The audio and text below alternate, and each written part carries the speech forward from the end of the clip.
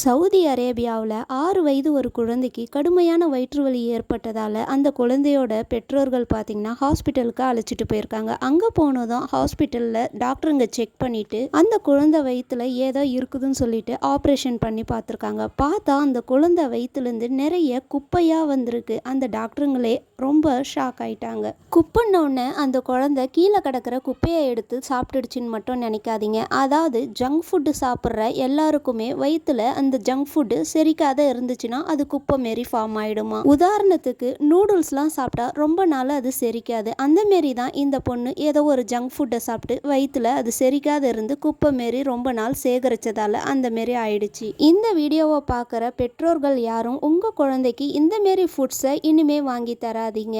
இந்த பதிவு உங்களுக்கு பிடிச்சிருந்தா மறக்காம என் சேனலை சப்ஸ்கிரைப் பண்ணிட்டு பாருங்கள். நன்றி.